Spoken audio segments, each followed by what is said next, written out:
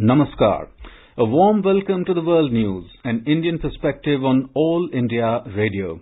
This is Nishit Kumar bringing glimpses of major developments of the day from across the globe. The headlines. External Affairs Minister of India Dr. S. Jaishankar says India-Japan economic cooperation is on an upswing. France, Germany and the UK challenge China's sweeping claims in the South China Sea. US to ban WeChat and TikTok citing data privacy concerns. UN Secretary-General Antonio Guterres appeals to the countries to join hands in the fight against COVID-19 and save lives. And in cricket, the 13th edition of the Indian Premier League to start at Abu Dhabi tomorrow.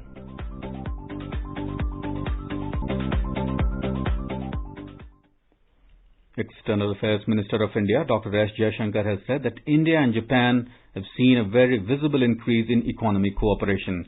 There has been a significant rise in the FDI inflows from Japan and in the number of Japanese companies in India. Dr. Jaishankar said Japan is the only country with which India has an annual summit as well as 2+2 dialogue. It is a reflection of the close connect and a sync in the global outlook of the two countries.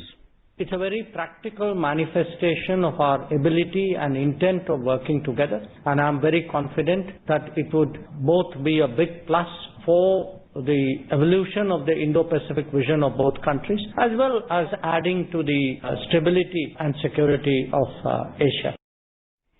In a major setback to China, France, Germany and the United Kingdom have issued a joint statement to the United Nations challenging its sweeping claims in the South China Sea.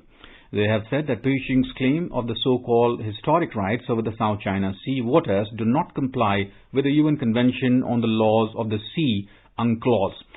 They highlighted the violation of the freedom of navigation and overflight and of the right of innocent passage through the region. China claims around 90% of the South China Sea, leading to tensions with other littoral states in the region. The joint statement held that all the maritime claims in the South China Sea should be made and peacefully resolved in accordance with the principle and the rules of UNCLOS. In another development, the United States has charged 5 Chinese nationals and 2 Malaysian nationals over global hacking operations. U.S. Justice Department in a press statement said that hacking affected more than 100 companies for at least 6 years. The hackers intruded into companies, non-profit organizations, universities, think tanks and foreign governments in the U.S. and other countries. They are also reported to have hacked the accounts of pro-democracy politicians and activists in Hong Kong.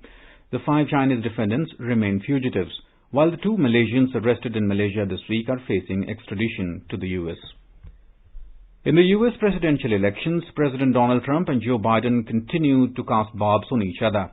Trump, in his Wisconsin address, said that Biden vilified the police as a racist, oppressive force. He added that the rhetoric of Joe Biden and the radical left puts the great law enforcement in danger.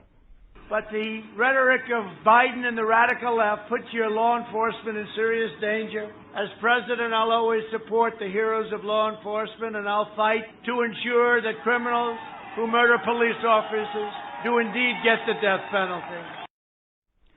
Meanwhile, Biden continued his sharp criticism of the manner in which Trump administration has handled the COVID-19 pandemic. Biden said that Trump knew how deadly COVID-19 was and did nothing. And it's been the failure of this president to deal with this virus. And he knew about it. He knew the detail of it. He knew it in clear terms. Imagine had he at the State of the Union stood up and said, we've got a pandemic, we've got a real problem. How many more people would be alive? Columbia University Medical School pointed out, if he had just acted 1 week earlier, he would have saved 37,000 lives. But he knew it. He knew it and did nothing. It's close to criminal. The U.S. will ban the use of WeChat from this Sunday and the Chinese app TikTok by November 12th. U.S. Commerce Secretary Wilbur Ross told that the action is being taken on President's direction to combat China's malicious collection of American citizens' personal data. Meanwhile, some security experts have raised concerns that ByteDance Limited, the Chinese company that owns TikTok, remains a security risk, since it would maintain access to information on the 100 million TikTok users in the United States. This is All India Radio giving you the world news. BRICS countries have agreed to continue supporting the World Health Organization in playing a leading role. They have called for strengthening BRICS countries' cooperation in biosafety governance, vaccine research and development. The outcome flows from the BRICS National Security Advisors' virtual meeting today. Prasar Bharati's special correspondent in Beijing, Anshuman Mishra, takes a look at the importance of the meeting.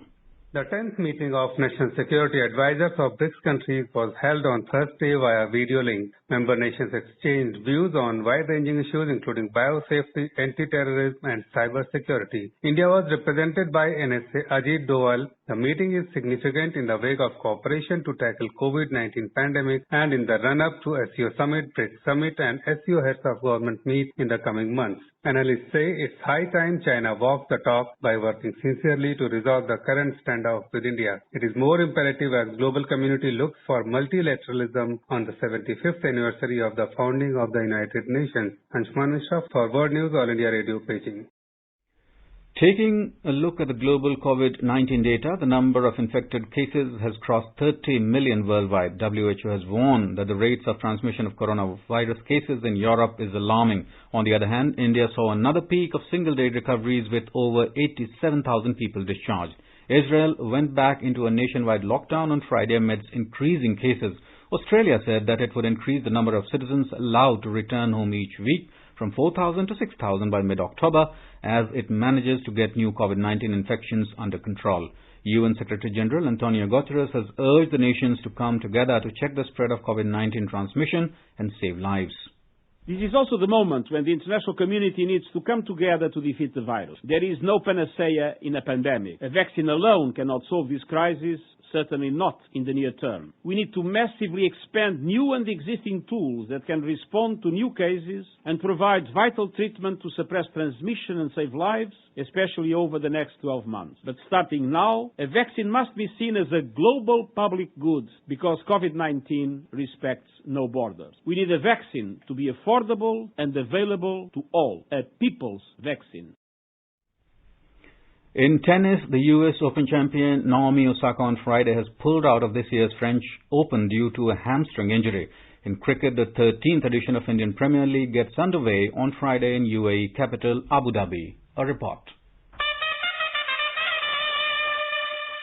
After a long wait, cricket stars will be in action at the 13th edition of IPL in UAE. The tournament, which has been shifted to the UAE due to COVID-19 pandemic, is a TV-only event. In all, 60 matches over the next 53 days will be held in 3 venues, Abu Dhabi, Sharjah and Dubai. The organizers have ensured adequate safety arrangements in place, creating bio-bubbles.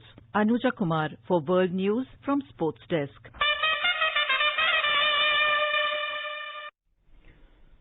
Islamabad High Court has issued arrest warrants for former Pakistan PM Nawaz Sharif in Al-Azizia and Evanfield cases. The court registrar office on Thursday has started implementing the orders and issued notice to the Pakistan Military of Foreign Affairs on the matter. Pakistan High Commission in London has received the arrest warrants.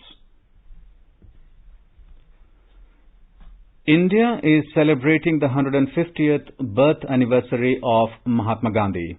Before we end, let us listen to his favorite bhajan Vaishnava Jan by artists from the Netherlands.